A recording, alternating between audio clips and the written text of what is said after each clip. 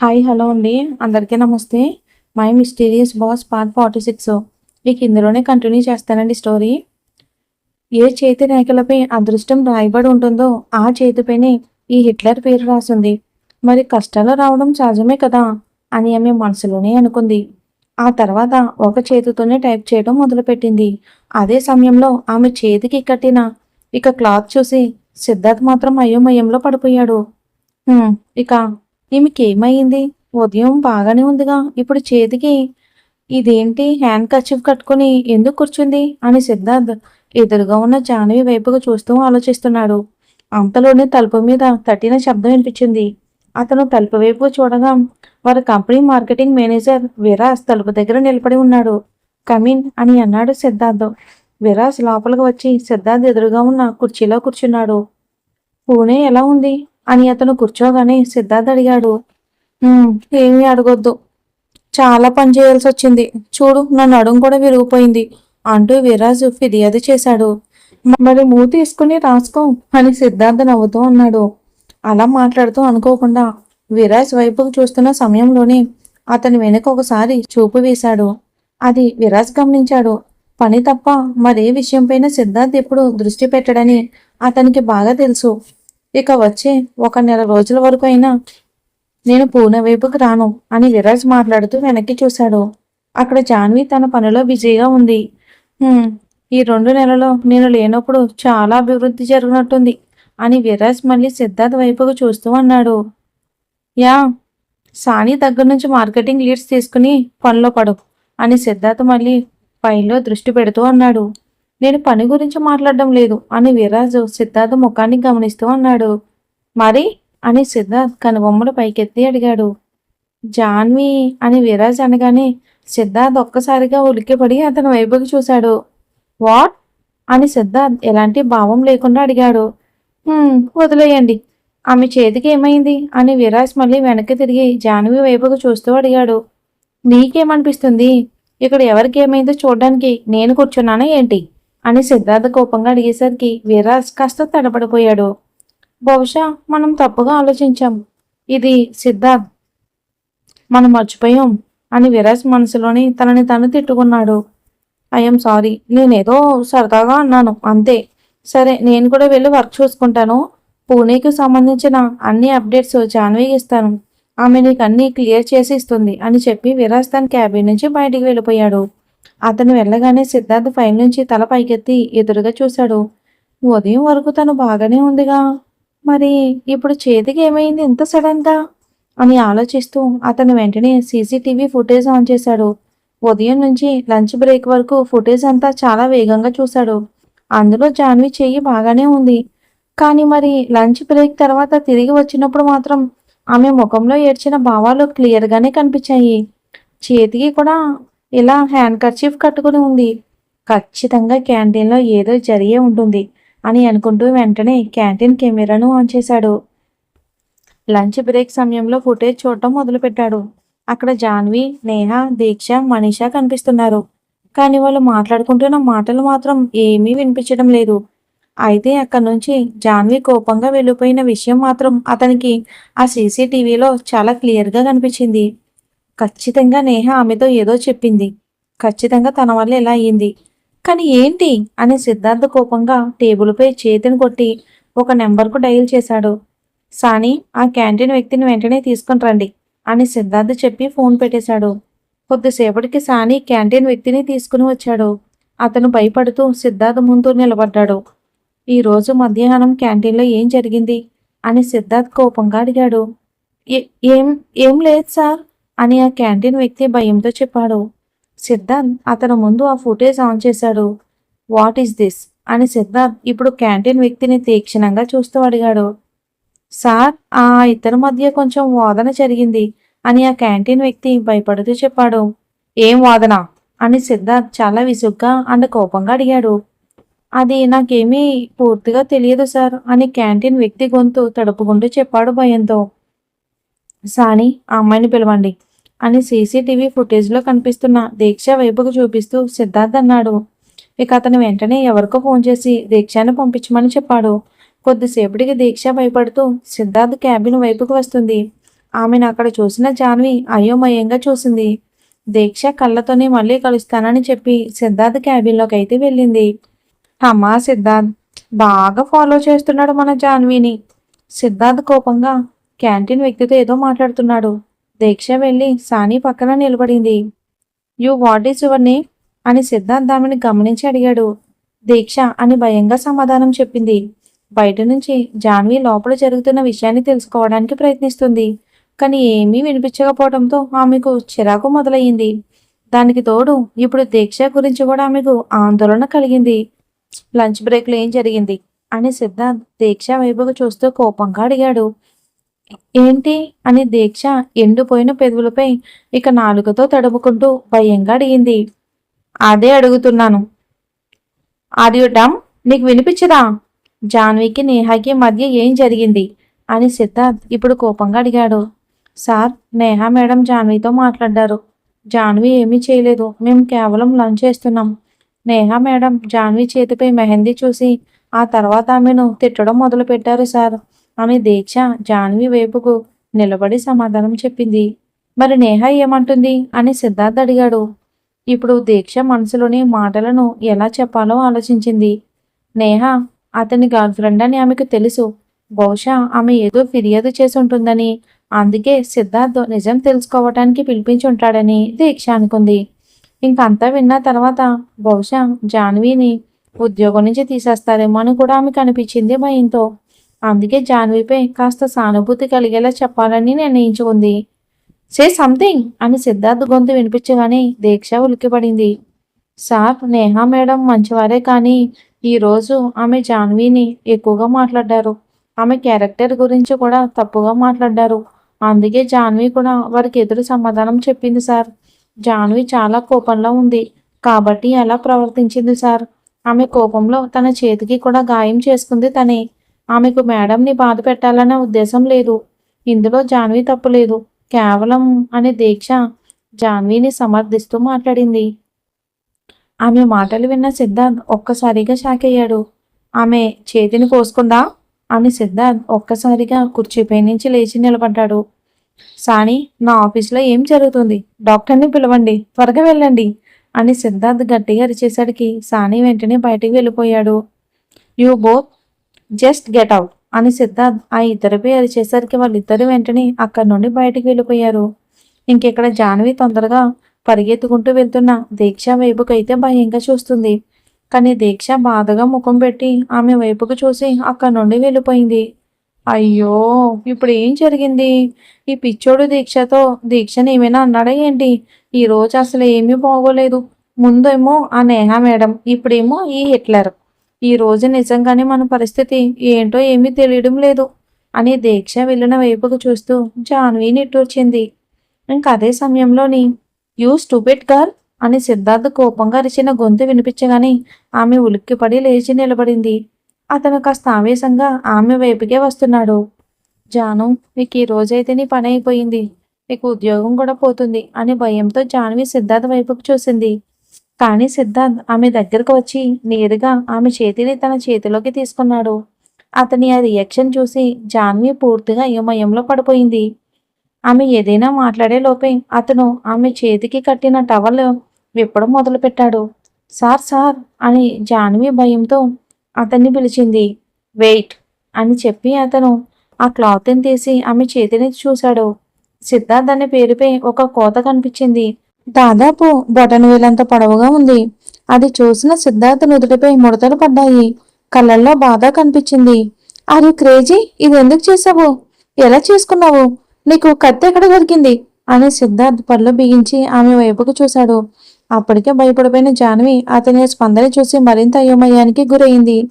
అది సార్, పొరపాటున కోసుకుంది అని జాన్వి గొంతు తడుపుకుంటూ చెప్పింది. బ్లేడ్ ఎక్కడ దొరికింది అని అతను అదే కోపంతో మళ్ళీ అడిగాడు. నా బ్యాగ్లో అని ఆమె అంతే చెప్పగానే అతను ఆమె చెయ్యి వదిలి ఆమె బ్యాగ్ తీసుకున్నాడు. సార్, ఏం చేస్తున్నారు అని అతను బ్యాగ్ తీసుకోవడం చూసి ఆమె ఆశ్చర్యపోయింది. ఇలాంటి వస్తువులు నీ దగ్గర ఎందుకు పెట్టుకుంటావు? లెట్ మీ సీ, నీ దగ్గర ఇంకా ఏమేమి ఉన్నాయో అని సిద్ధార్థ్ కోపంగా ఆమె బ్యాగ్ తెరిచి అందులో ఒక్కొక్క వస్తువును బయటకు తీయడం మొదలుపెట్టాడు. Lipstick, lip balm, Kajal, mascara, ఇక టవల్ ఇలా ఒక్కొక్కటిగా అతను అన్ని వస్తువులను బయటికి తీస్తున్నాడు. జాన్వి కళ్ళు పెద్దవి చేసి ఒకసారి అతని వైపుకు చూసి మరొకసారి బ్యాగ్ వైపుకు చూసింది. నా ఆఫీసులోకి మళ్ళీ ఇలాంటి వస్తువులను తీసుకురావద్దు అని కోపంగా ఆమె బ్యాగ్లో ఉన్న బ్లేడ్ ప్యాకెట్ను తీసి పక్కకు విసిరేశాడు. ఆ తర్వాత మరో చైన్ ఓపెన్ చేసి ఇంకా వస్తువులు బయటికి తీయడం మొదలుపెట్టాడు. Sir, it's my private అని జాన్వి విసుగ్గా చెప్పబోతూ ఉంటే ఒక్కసారిగా సిద్ధార్థ్ ఆగిపోయాడు. అతని చేతిలో ఒక ప్యాకెట్ ఉంది. అది చూసిన జాన్వికి చాలా ఇబ్బందిగానే అనిపించింది. మనసులోనే అతన్ని 1,00,000 సార్లు తిట్టుకుంది. కానీ ఇప్పుడు అతను కూడా కాస్త తేరుకున్నాడు. కాస్త ఇబ్బందిగా ప్యాకెట్ను మళ్ళీ బ్యాగ్లో పెట్టి పక్కకు జరిగాడు. మిస్ జాన్వి, నా ఆఫీస్లో ఇలాంటి ప్రమాదకరమైన వస్తువులు మళ్ళీ తీసుకురావద్దు. డూ యూ అండర్స్టాండ్ అని సిద్ధార్థ్ కోపంగా అడిగాడు. ఎస్ సార్ అని ఆమె తల వంచుకొని చెప్పింది.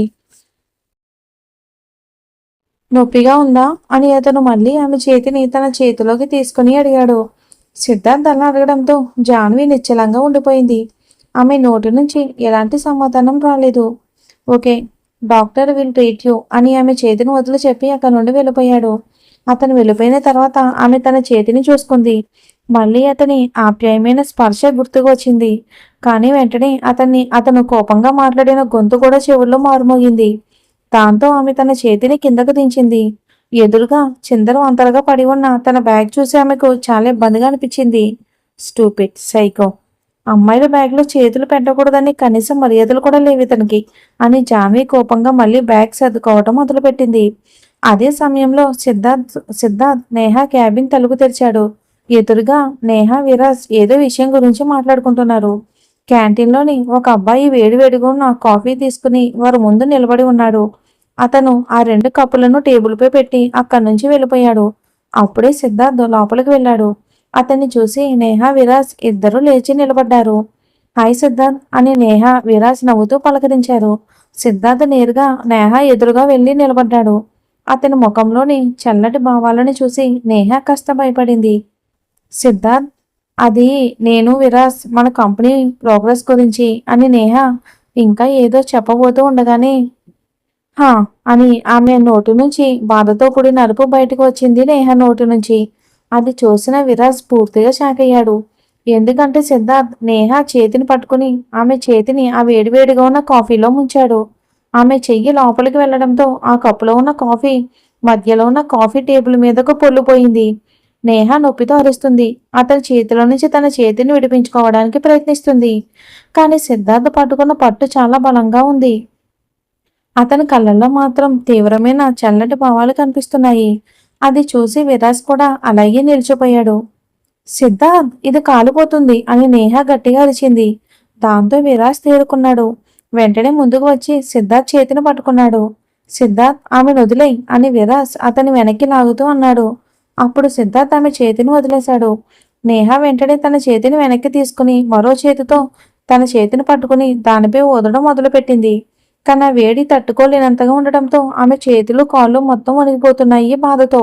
ఆ నొప్పితో ఆమె అటు ఇటు తిరుగుతుంది. చివరకు టేబుల్పై ఉన్న గ్లాస్ తీసుకుని అందులోని చల్లటి నీటిని చేతిపై పోసుకుంది. అయినా కూడా మంట తగ్గడం లేదు.